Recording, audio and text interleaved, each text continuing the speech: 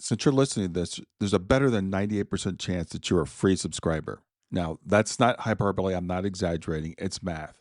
About 1.5% of the people who subscribe to this newsletter or my podcast actually pay for it, which means that when I put something behind a paywall, 98% of the people who might be interested in it who are subscribed won't see it. And that's why I rarely paywall anything.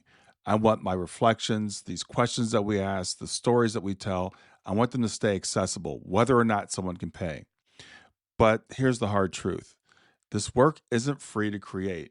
So today I'm going to share why I have a paid option, why it matters, and how even one subscription can actually make a real difference. Now, for me, this is more than just putting out content. It's a calling. I don't have a day job or a salary. This is my full time thing, and it's also deeply personal. Every post I write, every podcast I do is part of something bigger that I'm trying to build. It's a space for honesty, for thoughtfulness, for faith, for questions, grief, beauty, doubt, and hope. I'm building a space where we're allowed to wrestle with what's real and maybe come away a little bit more human. So, when you choose to pay for a subscription, you're not buying secret content. You're helping sustain my work. You're saying, this matters, keep going. Full disclosure, right now I have 51 paid subscribers out of a total of 3,161. That generates about $4,000 a year, give or take, in gross annualized revenue. That's before Substack takes its cut and the credit card company takes theirs. Now, when it comes to my paywall philosophy, think NPR, not Netflix. When you become a paid subscriber, as I said, you're not paying for locked content. You're supporting the mission. Now, for example, with Netflix, if you don't pay, you don't get it. Period. But with this, if you don't pay, it's still there available to you.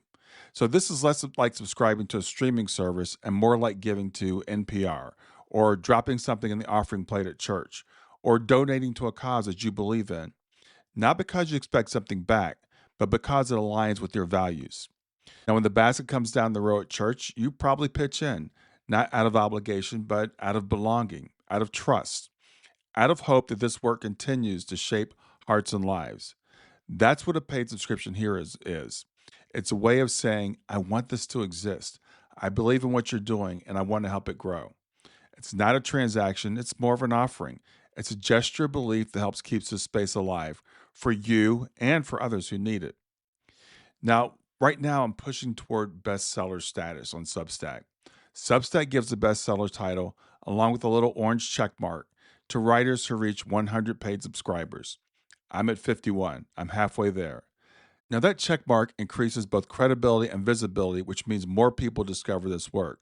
Now, even without the check mark, I've made it into the top 100 in Substack's faith and spirituality category a few times, peaking at number 35. I've been 75, I've been 95, I've been around those marks for a while, back and forth. But here's the thing. Every time someone becomes a paid subscriber, Substack sees that as a vote of confidence in the work. That's paid subscribers. And they reward that by boosting visibility in their recommendations and their rankings. That's why paid subscriptions matter more than one time donations on platforms like Buy Me a Coffee, which many of you have contributed to, and I'm really grateful for those. Paid subscriptions tell Substack that this publication has real value. So, as part of this push toward getting to the bestseller status, I'm doing a special discount tier. I know that not everyone can swing the full subscription price, and I don't want money to ever be a reason that you feel left out of supporting this work.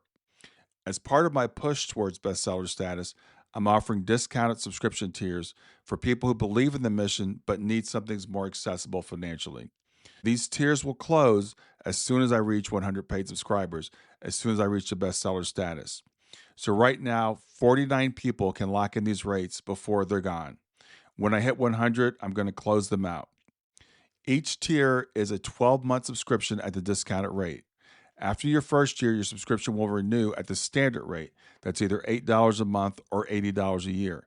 But you can cancel anytime before then. There's no penalty, there's no guilt. I trust you to do what's right for your situation. So in the article, there are links to you can subscribe for either $2 a month, for $4 a month, or for $6 a month. The normal rate, as I said, is $8 a month. And each of these is a way of saying that this work matters, keep going. Now, of course, if you can subscribe at the full rate, that would be great. I'd be really grateful. But I know paid subscription fatigue is real. That's why I offer the buy me a coffee option. Everyone wants to dip into your wallet every month, and I don't really like that myself. But it's a way of supporting the work, as I said, and it's a way of getting it to more people. So I would appreciate it if you can do it to do it. If you're not in a position to pay, know this: you're always welcome here, always. The free version of my newsletter will remain rich, thoughtful, and full of heart as much as I can put into it. People have advised me all the time to put more behind the paywall to incentivize people to sign up for the paid option, but it's not my plan. I don't plan to do that. If this work has spoken to you, if you believe it should exist in the world and reach more people, then becoming a paid subscriber is one of the most impactful ways you can help. But it's not the only way. If you can't go paid right now, you can still make a difference. If you're not in a position to support me financially, you can still help my work grow. When you like or comment, Substack's algorithm shows this to more readers. When you restack or share, you're introducing this work into your own network, and Substack also rewards that. These aren't just gestures, they're not small gestures. They're actually very large in terms of helping me reach more people. So, if you can't pay, great, but please like my posts, restack them or share them, and leave a comment.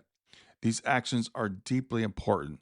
They help me understand what's landing, and they help Substack know that this work deserves to be seen. So I want to thank you for being here in whatever way you can be. And if you've listened this far, you already know that this work matters to you. And I hope you'll join me in building something that lasts.